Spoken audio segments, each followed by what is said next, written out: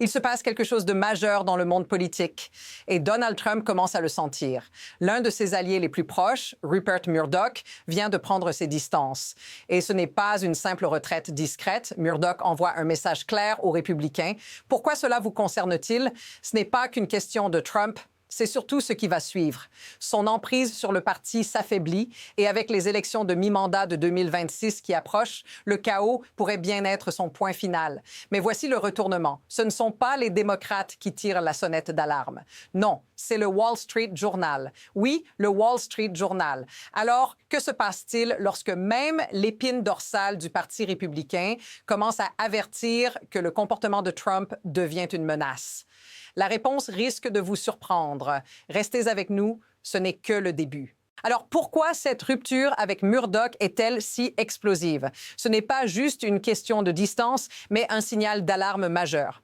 Le Wall Street Journal, un des journaux les plus influents du pays, a clairement averti que l'agitation autour de Trump pourrait coûter cher aux républicains en 2026. Et ce n'est pas de la politique partisane, c'est une analyse directe du chaos grandissant. Imaginez ça. Comment un homme qui a construit son pouvoir sur la provocation et la crise peut-il maintenant prétendre être un leader stable? Le Wall Street Journal ne parle pas de mensonges démocrates. Il parle du comportement de Trump, qui devient une menace pour l'ensemble du parti.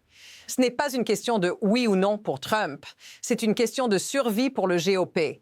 Vous vous demandez probablement, ce chaos est-il vraiment une menace? Eh bien, la réponse pourrait être bien plus sérieuse que vous ne le pensez. Trump a toujours réussi à manipuler l'opinion publique, mais cette fois-ci, même les alliés les plus fidèles commencent à se distancer. Le Wall Street Journal ne se contente pas de critiquer. Il fournit des preuves concrètes. L'instabilité croissante sous la présidence de Trump commence à effrayer les électeurs républicains. Il ne parle pas seulement de sa gestion de la crise, mais de sa gouvernance erratique qui pourrait nuire à l'ensemble du parti. Ce n'est plus qu'une question de politique, mais de sa capacité à unifier. Ce n'est pas un simple accroc. C'est un signal. Et ce qu'il manque dans cette analyse, la réaction des autres grands acteurs républicains qui commencent eux aussi à se poser des questions. Quel est le prix de cette instabilité pour la survie politique de Trump et du GOP? Vous le découvrirez bientôt. Ce qui est frappant ici, c'est à quel point la situation s'aggrave rapidement. Ce n'est plus une simple question de chaos, mais une crise grandissante qui touche les fondations même du Parti républicain. Vous vous rappelez comment Trump a vu ses chances de réélection mises en péril lors de l'élection de 2020? Eh bien, cette fois-ci, ce n'est pas seulement une élection, c'est la survie du parti tout entier. Quand le Wall Street Journal commence à pointer du doigt les dégâts causés par sa gouvernance, ce n'est plus juste un symptôme de l'ère Trump. C'est une normalisation de l'irresponsabilité, de l'instabilité. Ce genre de crise ne devrait pas devenir une routine. On se souvient encore de l'époque de George W. Bush, où la guerre en Irak a transformé une présidence en désastre. Est-ce que nous assistons à une répétition de ce scénario? Si ce chaos devient la norme, il est possible que l'histoire nous juge sévèrement. L'alerte lancée par le Wall Street Journal ne se limite pas à une simple critique. Elle révèle un profond fossé entre les paroles et les actions de Trump. Et là, ce n'est plus une question de politique, mais de leadership. Trump ne se contente pas de s'enfoncer dans le chaos, il l'aggrave. Prenez par exemple son fameux discours sur le Groenland. Des propos imprudents, mal avisés et qui ont gravement affecté les relations internationales des États-Unis. Le Royaume-Uni, un allié historique, a été choqué par ces attaques contre les soldats de l'OTAN. Ajoutez à cela des politiques économiques erratiques, des guerres commerciales qui perturbent les marchés et un style de gouvernance construit sur la provocation plutôt que sur la stabilité. Ce n'est pas seulement un échec stratégique, c'est une incohérence totale. Et voici le tournant. Ce n'est plus une simple mauvaise gestion. C'est une mise en danger directe des intérêts américains et des relations internationales. Trump pourrait-il être la cause même de l'effondrement de son propre parti? Les crises s'empilent maintenant à un rythme alarmant. Trump a beau vouloir minimiser la situation, il est clair que les problèmes s'aggravent. D'abord, le Wall Street Journal révèle des tensions croissantes à l'intérieur même de son administration.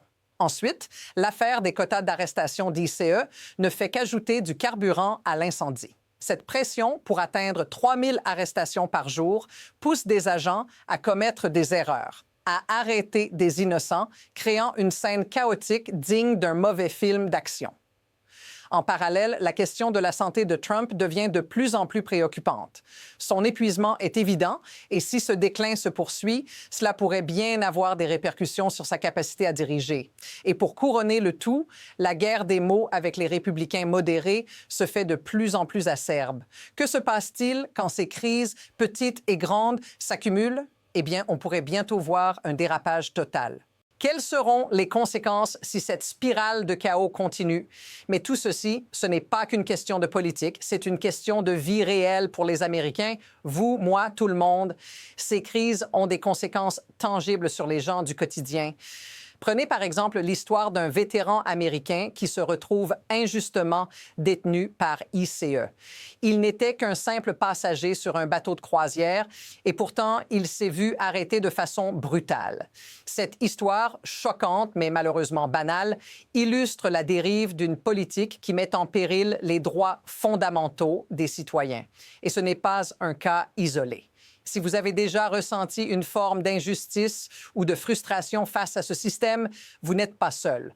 Les gens en ont assez de voir les politiques de Trump impacter leur vie quotidienne de cette manière. Si vous avez déjà vécu quelque chose de similaire, dites-le en commentaire. Vous n'êtes pas sans voix dans ce chaos. Mais au-delà de la colère et des frustrations, il y a un mécanisme bien plus profond qui permet à tout cela de se produire. C'est là que le vrai problème se cache, le système lui-même. Ce que Trump incarne, c'est un système de pouvoir qui repose sur le spectacle, la peur et la manipulation.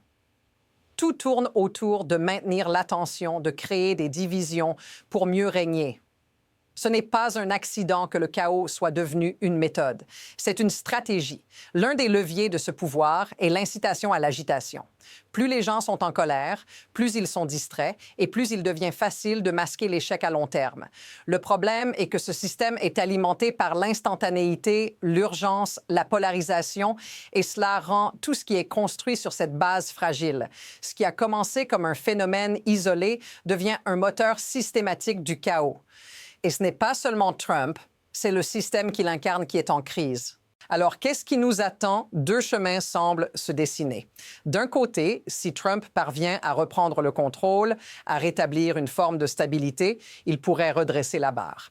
Mais cela semble de plus en plus improbable. Chaque crise engendre une nouvelle fracture. Et au fur et à mesure que les voix critiques se font entendre à l'intérieur même du Parti républicain, le doute s'installe. Le chaos est devenu la norme et cela commence à peser lourd. De l'autre côté, il y a une montée des oppositions, même au sein du camp républicain. Si ce malaise continue de grandir, l'avenir de Trump pourrait bien être compromis, non seulement en 2026, mais pour les années à venir. Ce n'est pas une simple question de stratégie électorale, c'est une bataille pour l'âme du parti. Alors, quel sera le prochain mouvement? Est-ce que Trump réussira à se redresser ou est-ce que le système lui-même va finir par le faire tomber? Alors, voici ce qui pourrait être la vérité la plus inquiétante de toutes. Ce chaos n'est pas simplement une phase, c'est un système en train de s'effondrer. Si Trump ne parvient pas à reprendre le contrôle, il risque de laisser derrière lui un parti fracturé, une nation divisée et une période de turbulence qui marquera l'histoire. L'illusion de la force et de la domination pourrait bientôt céder la place à la réalité d'une incompétence systématique. Et cela, mes amis, pourrait bien être le début de la fin pour l'ère Trump. Mais, et c'est là où ça devient fascinant, quel sera le rôle de l'opposition dans tout cela? Où cela nous mène-t-il? Nous aurons bientôt des réponses. Si vous voulez voir comment cette histoire se poursuit, abonnez-vous pour une analyse continue. La suite s'annonce encore plus explosive.